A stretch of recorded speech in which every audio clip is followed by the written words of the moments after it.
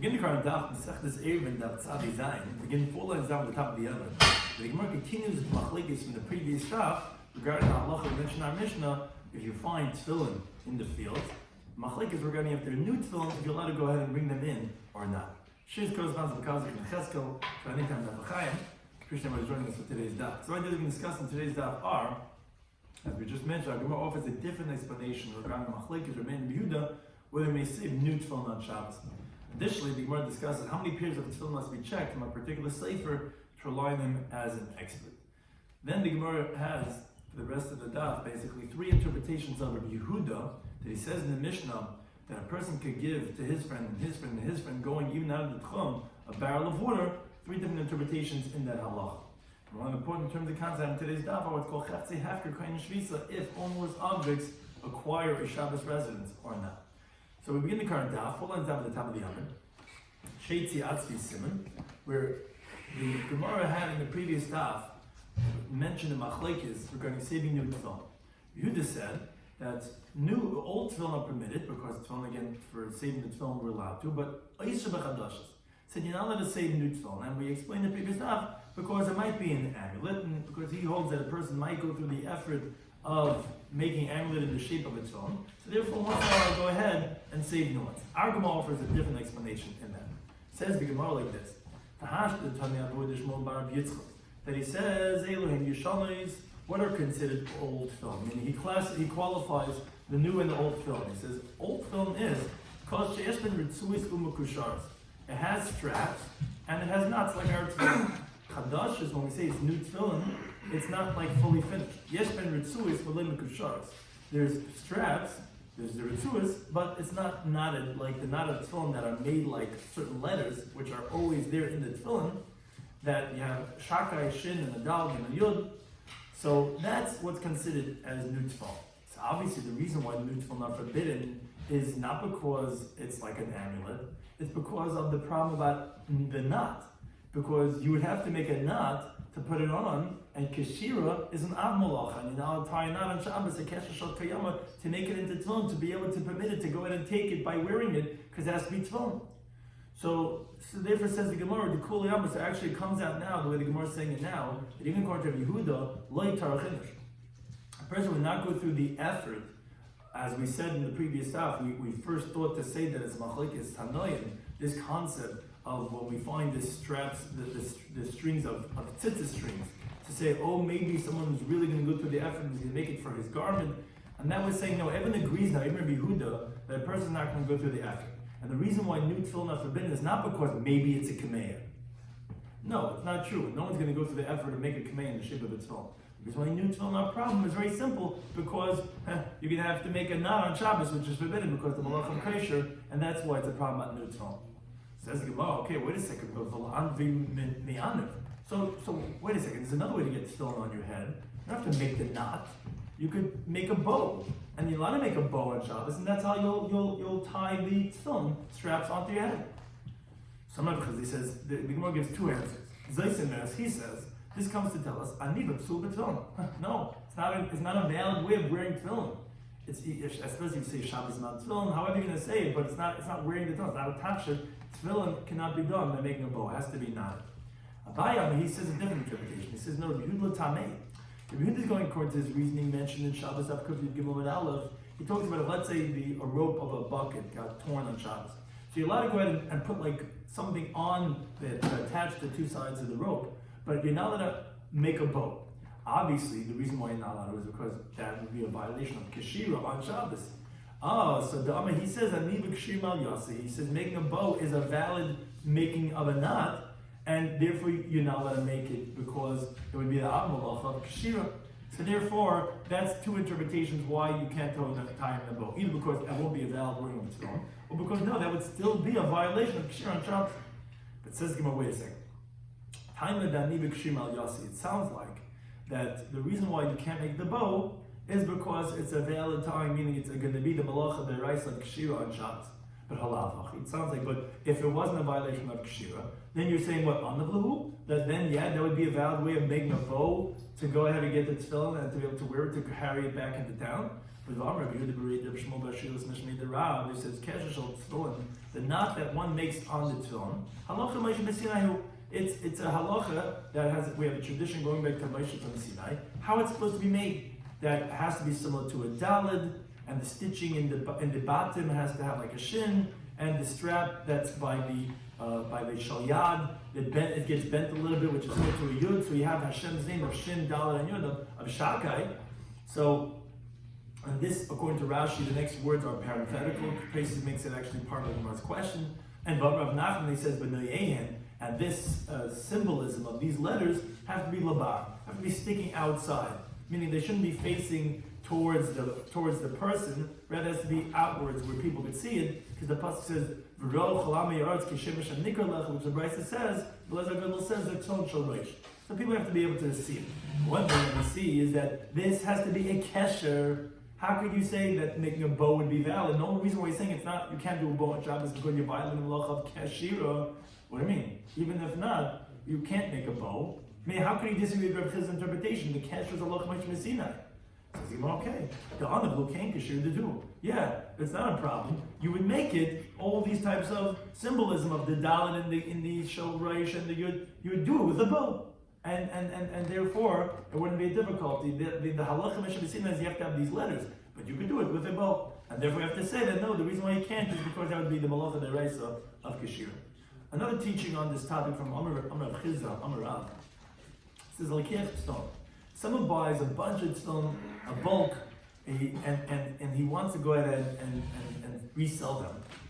And he buys memisha nemumcha. He buys from someone that's not a professional. So there's an obligation, you have to check two of the shalyads, one of the shalreish, and then once you already have a chazak with three, then you know he's a professional, and you can buy the rest without inspection. Or the opposite, two of the head, and one shalyad. So the Gemara wonders on this halacha manavshach. Either way, what's your understanding? If it's that you assume that this person that you're buying all this tefillin, Michad Gaber Kazavan, they bought it from one person, from one wholesaler, and this seller is also from one person bought it. So So it should be enough just to check either three shalreish or three shalyads, and that should be sufficient. Why do you have to check from the shalyad and shalreish? And even trade plus in Gaber Kazavan, and if the guy that you're buying from didn't buy from one cipher, let's say, he bought from 2-3 different ones, so kol chad v'chad b'ayvadikas, and then actually each and every one of tefillin should require an inspection, because maybe this one that he's selling him is not from the other guy that he bought from. How's he going to verify that guy? Says the truth is that this guy bought from one person, and the chazaka has to be with three, but that chazaka has to encompass shalyad and shalreish. So it only needs a sum total of three, but in that three has to include shalyad and shalreish. That's the thing. When is that really so? But you have to verify three of them. But Vatani Rabbi Shloimy says b'tefillin b'ydik shalosh shalyad v'shalreish. It says that you shake three of the shalyad v'shalreish. Now, my love isn't it mean to say? I mean, it wouldn't make sense 6 because no one says a chazak is 6. Wouldn't it mean oishalosh shalyad v'shalreish? Either three of the shalyad. That's because how the words sound like. B'ydik shalosh shalyad v'shalreish, meaning either one. They don't have to be shalyad and shalreish. You have to do 3. Mehen shalyad and mehen shalreish. Some of it shalyad, some of it shalreish, but it could be either 2, 1, and 1 and 2. The Gemara, however, asks on the primary halacha of 3. But Vatani Rav Kahani says that still in Beidik Shtayim, you only have to check 2 pairs of when you're buying both shalyad and shalreish. One from the yad, one shalreish. Says the Gemara, Hamani, that's not there. Who's that Tana? That's going like Rebbe. The number that he says it's a classic machlekes in Shas. How many times does it take to be a chazaka? And he betrays him the chazaka. The Gemara brings in Yovamas of Samadama Beis. He says that if a woman gets married to a man and he dies, and the second man and he dies, she shouldn't get married to the third man because she already has a chazaka katlanis. She kills the husband, and therefore with 2 times already considered chazaka. So according to him, you only have to check 2 pairs of tefillin. But the other ones, like if Shimon Lil holds that 3 times can be chazaka, they have to check 3 pairs of tefillin. But the Gemara actually wonders, if it's really true that this halacha you just said, the Brisa of Kahana that says you have to check 2 times as Rebbe, look at the end of that Brisa. The Brisa says that you have to check 2 pairs of tefillin from the bulk, and you filter from the second bundle, you filter from the third bundle. Meaning, if let's say there's a bunch of bundles, and in each bundle there's a bunch of tefillin. The Gemara assumes right now what the Bryce is saying is that you check from the first bundle 2 tefillin. Okay, that already cleared that whole bundle. That whole bundle is good.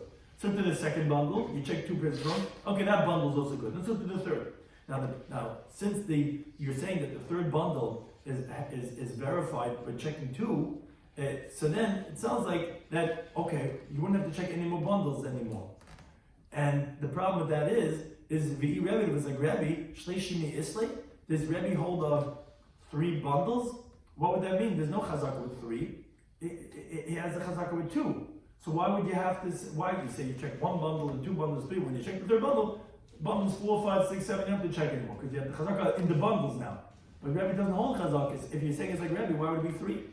Says Gemara, Moidi Rebbe B'Shvasim. Rebbe agrees by bundles that no bundle becomes muchzik from the other bundle, because the betrayed plus the gabri zavin. It's very normal if you're a retailer or whatever that you're going to buy a bundle from one meicher and from a different meicher, from a different person. So therefore, each and every bundle needs to be checked. So that's why the third one would have to be verified too. So the Gemara says, if that's the case, that's a little Nami. Then even the fourth bundle, even the fifth bundle too, they all have to be checked because each bundle is being bought from someone else. The Gemara says, yes, you're right. This that we said the third bundle, we didn't say the fourth and fifth and sixth and seventh, is only lafuke mechazake. It was only coming to exclude from his chazaka. In other words, coming to tell us, although in general 2 times is chazaka, by bundles, Rebbe does not hold that 2 is going to be chazaka. And for the fact that he says 3, he's obviously revealing the same thing would be with all future numbers. Same thing would be 4 and 5 and 6 and 7. Same thing. It's not going to be over here enough to verify 2 bundles to say that all the bundles are good, because bundles are very often bought from more than one person. Now, we did not look in the Mishnah. We said that mitzad tzavas ma'kriches b'chol. We said, okay, but let's say you found bundles of tefillin. Then you're not going to go and take 1 by 1 or 2 by 2. You just wait till it gets dark, till Matzah Shabbos, and then you bring them all on one shot. Now the Gemara says, "My tzavas and my kriches." What's tzavas and kriches? They both mean bundles. So maybe the Rav, you're right. Hey, tzavas and kriches really means the same thing. They're slightly different. Tzavasim are zavi, which is you have pairs of shalosh and shalyad tied together, and you have many pairs that are bundled together in this big bundle. Kriches are the krich and tuva. It's not pairs all in a pile. It's just one big pile. Everything together, bundled together. That's just the difference between tzvasim and kricha, but really it's the same thing. You have many tefillin over there. You're going to bring back one at a time. You're not going to bring one at a time. As the Gemara quotes in the Mishnah, "Machshir alein mevin." You're going to wait till it gets dark, till Matzah Shabbos, and you bring it all back together at one shot. Says the Gemara, but why? Why do you bring them a pair at a time? So Rabbi Yehudi says, he says, I heard it explained from my father that like this. Anything that if you could bring it back pair by pair, and you'll finish before it becomes Matzah Shabbos, then you bring it in a pair at a time. But if not, meaning, if you can take a pair at a time, you're not going to finish before Matzah Shabbos anyway, so you're going to have to be coming back here again anyway for Matzah Shabbos. So then we don't make you go take a pair the whole Shabbos afternoon, that's your only taking back pairs of tefillin. No, then you could just come back one Shabbos. You come back anyway because you wouldn't finish anyway, and you take them all at one shot on Matzah Shabbos. Now, then the Mishnah said, but b'sakana, in times of danger, then mechasim ma'melech, then you just cover it and you leave. Now that the Gemara asks, but Vatana will learn the Brisa that actually says that before the Brisa says Vatana b'sakana, in the time of danger, melichin pachis ma'arbamis. It says that you do it less than 4 amas at a shot. So you start carrying it, but before you reach the amas, you stop, and then you go again another less than 4 amas, and then you stop, and so on and so forth. Where now every time that you're picking up and you're stopping, you didn't do carrying a dalet amas which is the dairaisa of carrying. So that's what you do when you have all this big bundle, and what are you going to do, or even possibly not? You're just going to go less than dalet amas at a time. So that contradicts our Mishnah. Our Mishnah says that in times of danger, you just cover it and you leave. Here it says that no, you carry the whole bundle and you go less than $1 at a time. Says Gemara, Rabbi says, Lekash, not a contradiction. And we'll go to Rashi's second interpretation. The halacha of our Mishnah is bisakonas nachri, is when there's a danger from the non-Jews, from the idol worshippers, where they made what's called Gzeh Shema. They made a decree, of which many times the Jewish people had religious decrees that you not put on tefillin. Says Rashi explains, this that it says in the Mishnah now, based on what the Gemara is saying, by times of danger you cover it and you leave, it's not going on just the last halacha of the bundles. It's going on the whole Mishnah. And what the Mishnah is saying, at a time of danger, they're going to catch you, or it's going to hear, the government's going to hear that you had anything to do with tefillin, they're going to kill the person. So that doesn't make a difference if it's bundles or even just one pair of tefillin. What you're going to do is you're going to cover the talis, so that it shouldn't be in such a state of disgrace. And then you leave it and you go, and you don't move it from there because maybe the government's going to hear, and you're going to get prosecuted, and they're going to kill the person. That's the halach of our mission. How the Bryce's b'sakanas listed is by a danger of, what type of danger? Of bandits, of ganavim, of non-Jews. Oh, and that halach is going only on the safe of the Mishnah. When the Mishnah said that you find bundles, you leave it till Motzei Shabbos, and then you bring it afterwards, that's what the Bryce is saying. When there's a danger of bandits, where he's afraid to leave it till Motzei Shabbos, then he takes the bundle less than $1 at a time, and he doesn't leave it over there, so that the bandits shouldn't disgrace it and treat it in this disgraceful way and trample and all that. That's what the Bryce is talking about. They take less than $1 at a time. So it's not a contradiction. Our Mishnah is talking about Sakanas Nachri, decree against wearing tefillin. Then just cover them and leave, and that applies to one pair or many. The Bryce is talking about Sakana of listum, of bandits, which that's what, as we continue to base, that as the Gemara is going to actually explain now what we just said. Abaya said, wait a second. But Maya Kim Masnin. So wait, how do you explain the halacha of, so to speak, Sakana of our Mishnah? You said that you're going to cover it, that's Besakana Spedid Gilul. That's regarding, because it's a danger, again, because of the government might prosecute him for putting on film. Same as safe, but look at the end of our Mishnah. Shimon he says, no, you give it to your friend, his friend gives it to his friend, and so on and so forth. Now, if you're telling me that the case of the Mishnah is that because the government will prosecute any Jew who's wearing tefillin, so I mean, for sure word's going to get out, and the government's going to hear more than if he's going to bring it a period of time where he's going to wait till Motzei Shabbos. So if that's the danger, how could Reb Shimon say, okay, let's get the whole community now, one at a time, we're going to pass it one to the next. I mean, for sure, the whole town's going to get prosecuted. So the Gemara says, you're right. So now, words missing in our Mishnah. This is how you have to read our Mishnah. When do we say this halach of our Mishnah? That you cover it and you leave. That's like we explained. That's what the Tanakh was talking about. When there's a danger of Gezer Shmad. Aval, these words are missing. Aval b'sarkanas listing. But like, which is how we explained the Brisa. But if it's danger of bandits, then you take a less than $1 at a time, like we said, because you don't want the bandits to disgrace it. We're not concerned with the government. There's no Gezer Shmad, just of the bandits. And now that is what Reb Shimon Omer. So it's interesting. Reb Shimon, our Mishnah, is really disagreeing with the Tanakh what he says in the Brisa, because it's through Metzler. Really, he's disagreeing on that case. Reb Shimon says, no, you give it to your friend and his friend to his friend, and so on and so forth. That's what he explains in my community. Okay, so what's this machlokes in our Mishnah of the case of Sakanas listim, which we're adding on the words that the Tanakh says, like in the Brisa, that you take a list of $1 on a time, and Shimon says, no, you pass it to your friend, and so on and so forth. Marsa, the Tanakh holds, it's better to do one person less than $1 at a time. Why? Because the Yamit, if you say he gives it to his friend, and his friend, and his friend, and his friend, also the Shabbos. It's what's called Zilus of the Shabbos. It's a disgrace. It's more of a public desecration of Shabbos. So although we let it because of the disgrace of Torah, but okay, still a height doesn't mazuk. You take it yourself, less than $1 at a time. To pass it with so many people would be a disgrace. No. It's better to go ahead and pass it to your friend. Why? If you say that one person should take a less than $1 at a time, sometimes he's not going to be so conscious. He might come to care of oh, you forgot. In the middle of Shemay we also know it's supposed to have come. Oh, you forgot. You forget. Say you're walking, supposed to walk less than $1 at a time. Oh, I'm supposed to stop every $1. So it's better, he holds, to pass it every to chaver than having one person do it all himself less than $1 at a time. But again, that machlokes wasn't Sakanas listim. The first part of the words the Tanakh was going on the Sakanas about Gelulim of Gezer of Shema. Now the Mishnah said V'chein b'noi. So to this halacha of passing hand to hand that Shimon said applies to his son too. So he must have b'noi my awesome. Well, what's a son doing in the field that you're passing? Obviously it's a baby, it's an infant that he can't walk. You're passing him to hand. What's he doing over there? So the B'nei Menashe Tona, they taught in Yeshiva B'nei Menashe that B'shil Dasa Ima B'sad is where the mother gave birth in the field. and then there's a new baby and he can't stay out there in the field because of the elements, that's what you do, you pass them hand to hand. And what does Rabbi Shloimy mean in the Mishnah? He says, and even if there are 100 people, even though it's very harmful for the baby, they don't let the father touch the baby. Forget about it. No. They wrap him up and they take him away, and the father has to wait till they do all their things. So it's definitely harmful for the baby to pass him from man to man to man to man.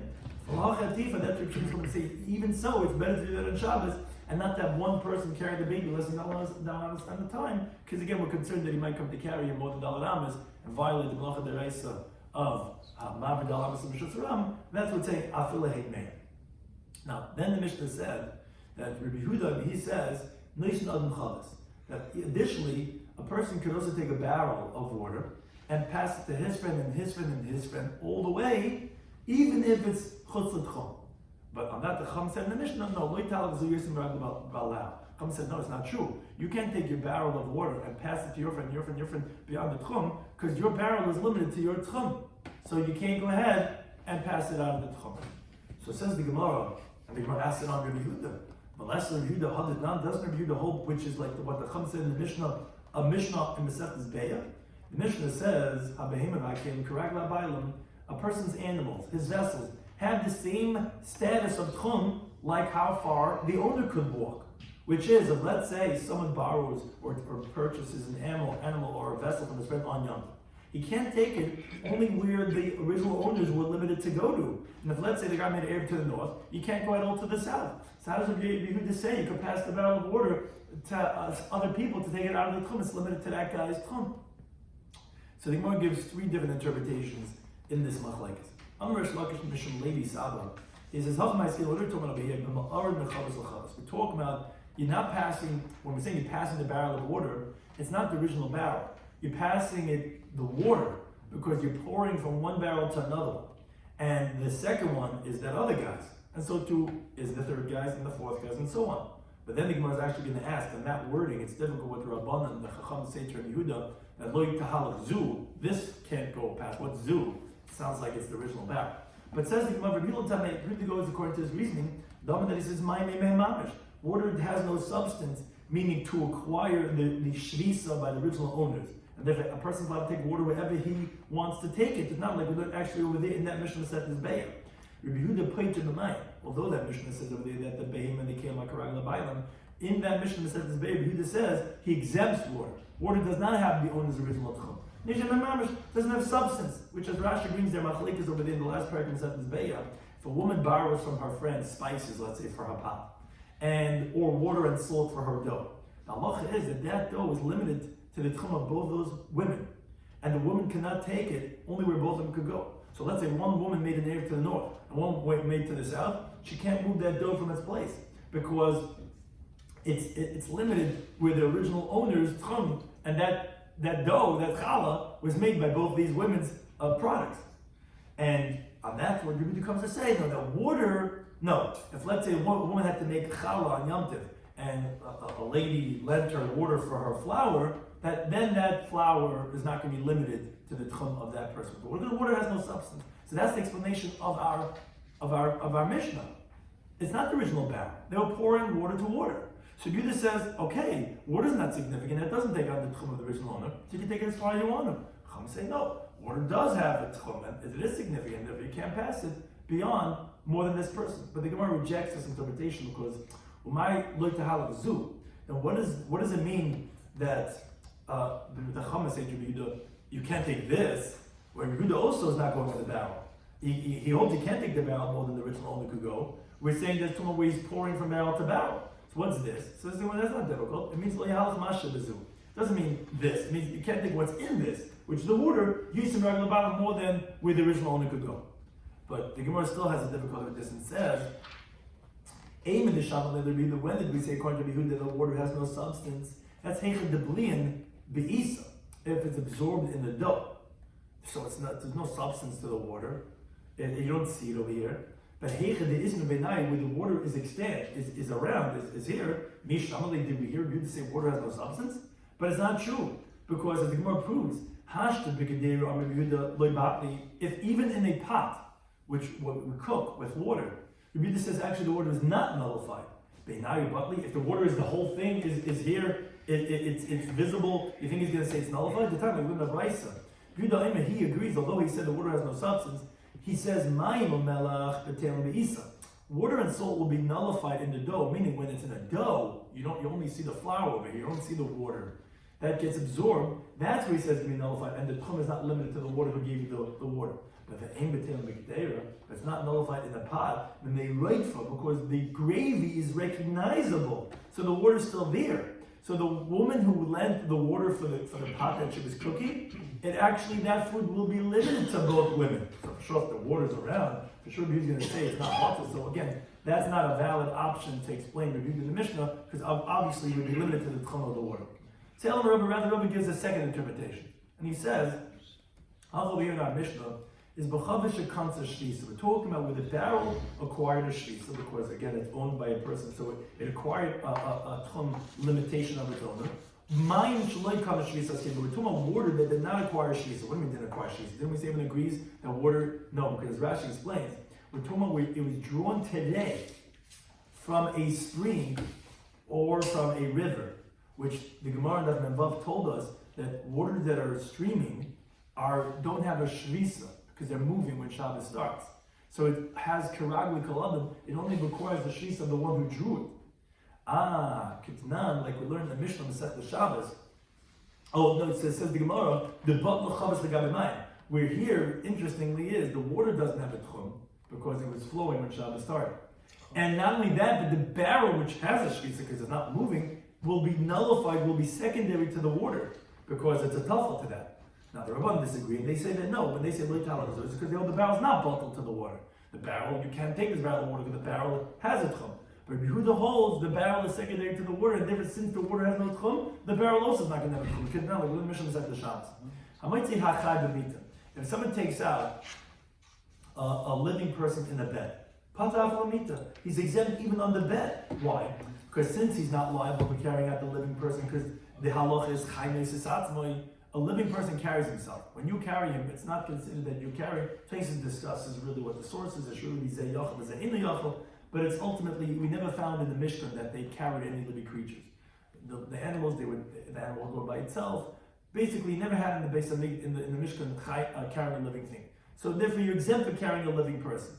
So you're even going to be exempt for the bed too, because the bed is secondary to the person.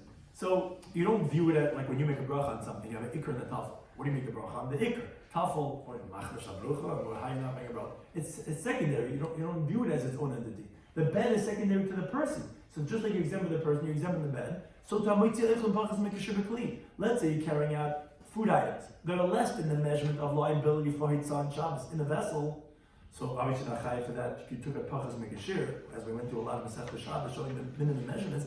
So pataf clear, you're exempt even for the vessel, even though it's a regular bowl that you're going to be chayav on. Neshek klitafel, like because the vessel is secondary to it, and therefore that's why it's permitted to go ahead and take even the barrel out of the tchum, because since the water has no tchum because it was flowing water when Shabbos started out, so then you could also take out the barrel because it's secondary to the water. Where the Rabban disagree with that, they say no, it's not bottled. But the Gemara rejects this interpretation too. It says Muslim Visa. Rabbi Yisrael asks, actually, it doesn't really reject this interpretation, but he asks from this brisa on our Mishnah. The brisa says like this: Yehuda Omer, this is again Rabbi Yehuda who we're discussing. He says b'shiyara, by a caravan, which they're stationed now in an open field where it's beyond their control. They have no water, so therefore the Rabbanan were lenient and said that to create the following permissibility, that so if a person give a barrel to his friend, his friend to his friend, and so on and so forth, they give the water to these people. So the inference is, b'shiyarim, when we say this permissibility of passing a barrel of water beyond the tchum, is by a caravan. Shalei b'shiyur loy. But if it's not in a caravan, they're not. And therefore we see that, what do you mean, even the water has a tchum, we see that you're not allowed to go ahead and pass it beyond, it has to be a caravan. That seems to contradict Rabbi Yehuda in our Mishnah. So on that, El Rabbi Yisrael, rather Rabbi Yisrael says, you're right, Kitzna Namid B'Masmi'in. When do we say the halacha of our Mishnah that Rabbi Yisrael said you could pass the barrel out of the tchum? Is B'Shiyar Tznan. That was also talking about by a caravan. And if it's not a contradiction from the Bryce, it's specifically when we have this leniency. We're not going to say in general you could pass out of the tchum. Specifically when there's a shiur of people who are anus and they need water, then you go ahead and pass it out of the tchum to get these people water. Abayami says a second interpretation to resolve this difficulty. He says, no, it's not a contradiction from the Bryce.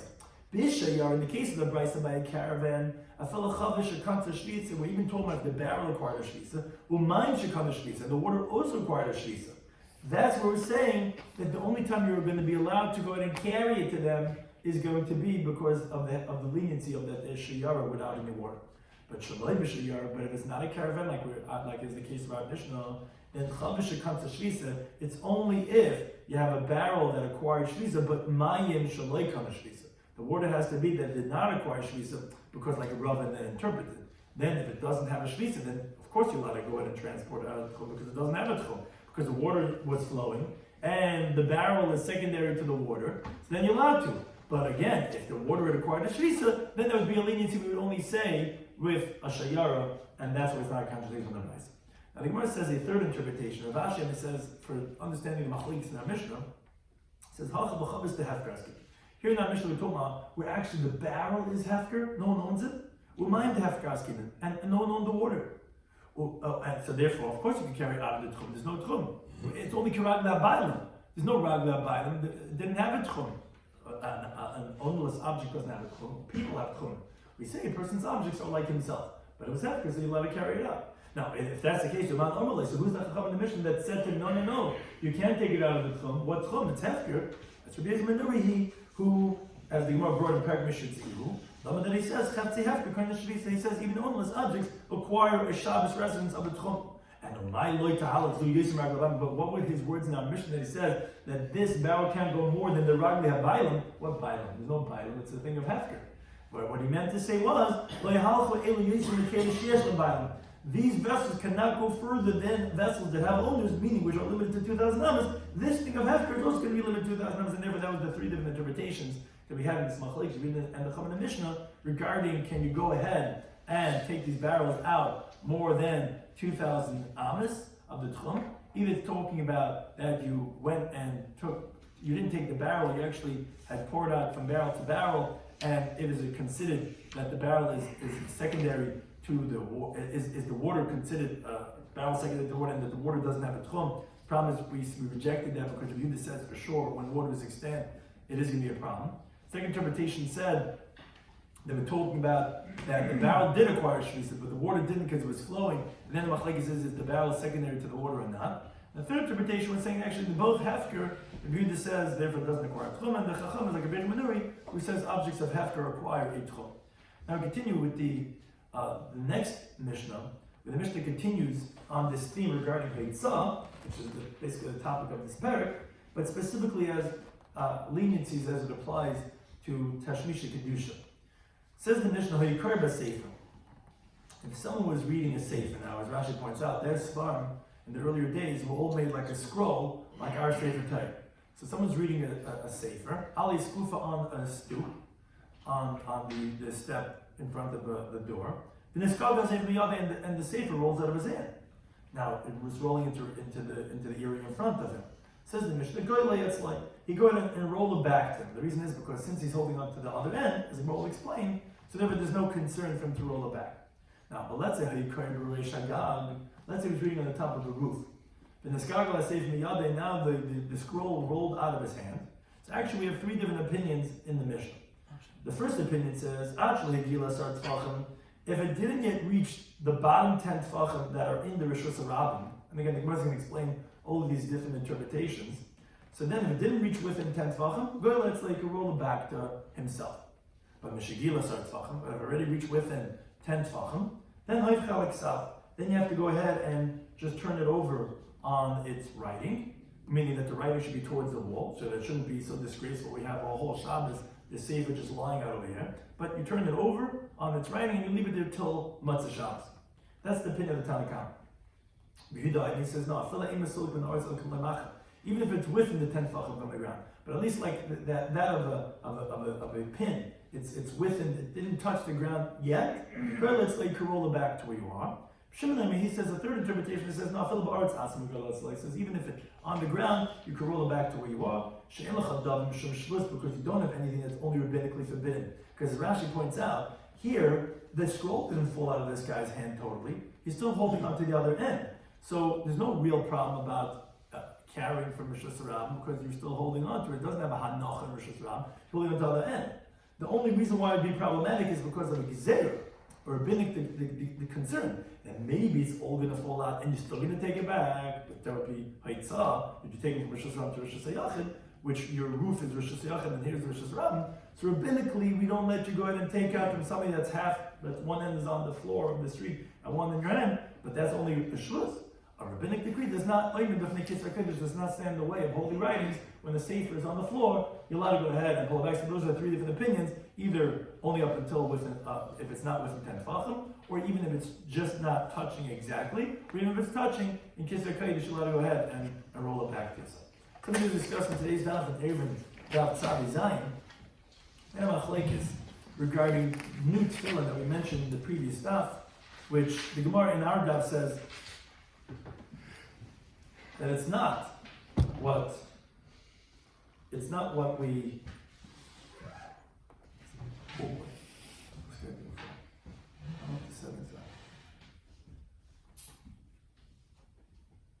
Not sure which finger. Who's doing this? Decline became decline. So it says not that it's a concern for a kameya, like we said in the previous stuff. We said that, or Yehuda who's saying that the Meir says that if it's asbachadashes because it's concerned of the kameya, said no, because the person would not go through the tirch, as we said by the tzitzit strings, they're going to be kosher, because the person would not go through the tirch. Rather, because chadashes are that they're not knotted. That's what chadashes mean.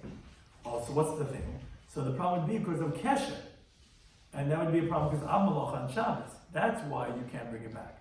So the Gemara says, okay, but why don't you go ahead and just make a bow then and bring in the tefillin that way? So I think Gemara says either because no, that's not a valid way of putting on tefillin because it's only valid with kashira, or maybe it was according to his reasoning that no, if you make a bow, it's actually a violation of kashira anyway. So again, either because it's not going to be valid tefillin that way, or because you can't do aniva anyway, because that's also like kashira, that's also making a knot. Now, although that making a knot is halach mishnah Sinai, it sounds like that if it wasn't a violation of Shabbos, that then you would be able to go ahead and do the bow. Yeah, because you could make a bow like a kesher, making the shin and making the dalet and the yud. You could go ahead and do that with the bow. It's just because it would be a violation of kshira that therefore that's not an option. We said parenthetically from Rav Chizda, not Allah, if someone purchases a tefillin, so someone that's not a professional, so you have to check 3 pairs of tefillin, but some of them have to be from the shayad, some of them from the shalreish. Now, it's actually talking about that the guy who you're buying from bought from one seller, but you need to go ahead and verify it from both the shayad and shalreish. According to Rabbi, it's only 2 pairs of tefillin that you need, and whereas although by bundles he said that you have to check even 3 in the 4th bundle, why it doesn't have to like 2? Because by bundles it could be that it's being bought from 2 or 3 different people, and therefore you have to check every single bundle. We said also in the Mishnah, if you find tzvasim and krichas, which are 2 types of bundles, tzvasim are peer and peer, that's in bundles, or it's just all big one big bundle. Then we said that you just leave it there until it comes in front of Shabbos. The reason for that is because you're not going to finish anyways before nighttime. So you're going to have to come back. We don't make you come back the whole Shabbos, you just come back Matzah Shabbos and take it all one shot. Now the Mishnah said when the time of danger you cover it, so the Gemara explained, it means from the Nachar, it means Shmat. So then you don't do anything with the tefillin. Even not only the safe of bundles, even just 1 pair, you just cover it and you leave. But at times of danger of bandits, that's where the Tanna Kama would say, which is not in the Mishnah, but it's chsur bechsur, but it says in the Brisa, then you take it less than $1 amas at a time. And that is what Rabbi Shimon is coming to disagree, and he says no, then you give it to your friend. Why? Because he doesn't like the Tanna Kama, because it's going to be it doesn't like the Tanna Kama, because you might come to go ahead and carry more than $1 amas at a time yourself, but the Tanna Kama doesn't like Rabbi Shimon is because it's going to be Av Shamilsa. It's going to be, you pass one guy to the next guy, it's going to be a big zilus of the Shabbos. And therefore that's why they both disagree with each other's opinions. And when the Mishnah says V'chim B'nai, it's what's his son, it's when the mother gives birth in the field. And we said even if they're 100, it means that even though it's harmful for the baby, still we're going to have it instead of one person taking less than almost at a time, we'll pass from person to person. So in the Mishnah, Yehuda says that you could even give a barrel to his friend and so on and so forth, even if it's going to be chutz l'tchum. So he said, how could that be? Doesn't it have the halacha, as we said in the Mishnah, says bei karag l'habayim? So they want to give three interpretations. Either they were here talking about that, no, you're not passing the barrel, you're pouring the water to another barrel. And it really goes according to his reasoning that water has no substance. So therefore you could carry it, the water beyond the tchum. The Gemara rejects that because that's only in a dough, but not when it's there. When the water is visible, he holds that water does have a tchum. So therefore that can't be the interpretation. Second interpretation was that actually, yes, the barrel has a shvisa, but the water doesn't, as Rashi explained, because the water was flowing in Shabbos started. So the water has no shvisa. And Rabbi Yehuda is saying that the barrel is batel to the water. It's secondary. Well, it's not secondary, and that's the machlekes. Rabbi Yehuda says that it's only permitted only by a shiur, and our Mishnah doesn't seem to say that. So the Gemara gives two interpretations. Either you're right, our Mishnah is also talking about by a shiur, or no. When it's not by a shiur in our Mishnah, it's specifically when the water did not acquire shvisa. But if it did acquire shvisa, then you wouldn't be able to only when it's by shiur. The third interpretation the Gemara brought was that actually the case of our Mishnah is when the barrel and the water are both that of hefker. So of course, according to they could take the barrel beyond the tchum. There's no tchum, it's hefker. The Rabbanan disagree. Are Rabbi Yochanan ben Juri that he holds that almost objects acquire a shvisa, and therefore that's the third interpretation of machlekes our Mishnah regarding taking the barrel out of the tchum. Then we started the next Mishnah regarding if someone's on a stoop and the sefer rolls out of his hand. So we said everyone agrees you can roll back to where you are. But we had a three machlekes regarding if he's on the top of the roof, which is a Rosh Hashanah. We'll see in the Gemara what's the case of the iskuf of the stoop, but it's on a roof, and then it rolls out of his hand, but he's still holding on one end of it. So the first, the Tanakhama held that only if it's up until 10 tefachim. It's within 10 tefachim, which is the airspace of Rosh Hashanah, you can't roll it back anymore, turn it over to on the writing part, and leave it until Matzah Shabbos. The second opinion held that no, even if it's just a hair's breadth off the ground, you go ahead and take it back. The third opinion says even if it's on the ground, it's you're allowed to take it back. Why? Because the shvus is not limited from the Kisar Kodesh. The whole thing is rabbinically, because even though it's Rosh Hashanah, you're holding on to the other end, it's not munach Rosh Hashanah. It's a concern that you might totally let go of it and then pull it back. So it's a rabbinic decree. Rabbinic decree is not going to stand in the way of holy writings being disgracefully this, and then you can pull it back. Thank you to Anytime for hosting us.